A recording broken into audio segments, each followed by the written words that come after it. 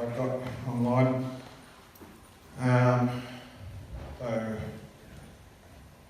good evening. For those of you watching this video, please enjoy. For those who are here, thanks for listening.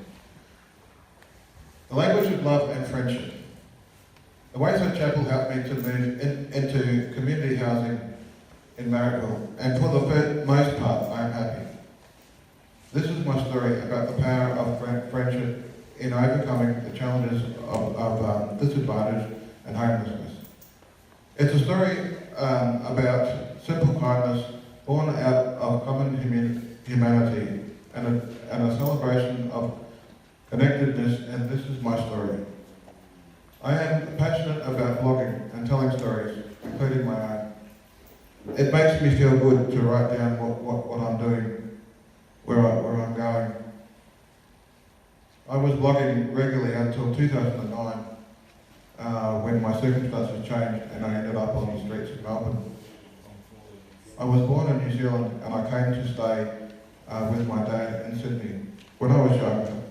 However, me and my father never seemed to get on, and I moved out and headed to Melbourne as soon as I could. I resided at a supported accommodation provided by the Salvation Army.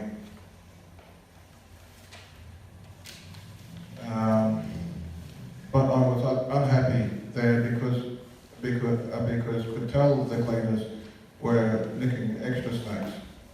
After 18 months in supported accommodation, I met a fellow on the street who claimed to be blind, but he could see more than me. We agreed I'd moved into this very nice unit and be his carer, but this was short-lived and didn't work out. In the end, I moved back in with a friend, but this was difficult because at one stage he had someone staying in his kitchen. I eventually ended up back on the streets. The streets of Melbourne were an unkind and confronting place for me.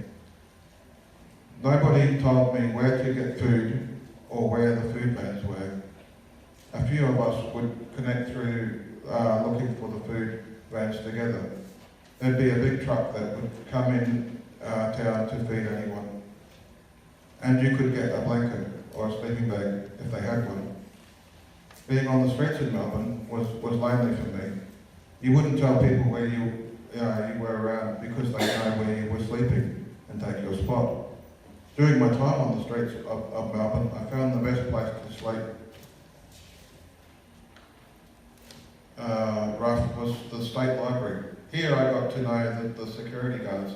They'd keep an eye on me overnight if I left first thing in the morning. The State Library, the library's disabled access room was my sanctuary throughout this time. The room was equipped with computers, and given my love of blogging and technology, I made friends with the lady in charge of this room. So I had as much access as possible and could listen to music and keep up with the news via the internet. The hardest thing was making sure I got enough sleep, so I didn't fall asleep in the library during the day. The other thing was getting through the library security guard without carrying too much stuff. My sleeping bag had to go. Throughout my time at the library, I had two friends. One was a guard and one was on probation. I hung around with these two guys for a while until they thought I'd said something I hadn't and they wanted to kill me. I stopped sleeping in the library and stayed with a friend for a while who helped me get in touch with my adopted brother, Marcus. Marcus is my adopted brother because I don't have any other family. For the last 6 years, Marcus is like family because he will do anything for me. So Marcus saw about getting a room at his boarding house. He let me know a room was available, and I got the first XPT train out and came back to Sydney, where I started selling the Big Issue, which got me through. I met some very nice folks through the Big Issue and through the street soccer program where I took responsibility for scorekeeping. Street soccer was my way into Wayside. When I first heard about the day-to-day living program from my soccer mates, I signed up immediately. It was just what I needed. I've been there ever since and met quite a few people here. How do I describe the Wayside to people who don't know it? I don't think you really can, but if I had to, I'd say it's a place for people who don't fit into society because of lifestyle or circumstances beyond their control or their choice. But they can come to Wayside and feel safe. Wayside is one of the nicest places I've been to, even though it's rough sometimes.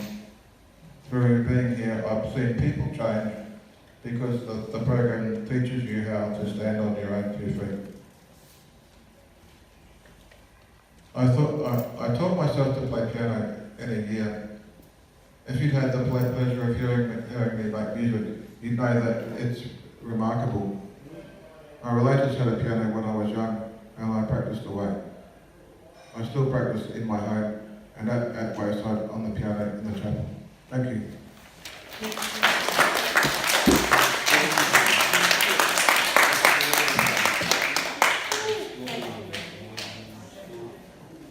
Thank you very much, Matthew. Love and friendship, that's beautiful. And I mean, I think very brave, and that's what we must be aware of. People being very brave and telling their personal stories.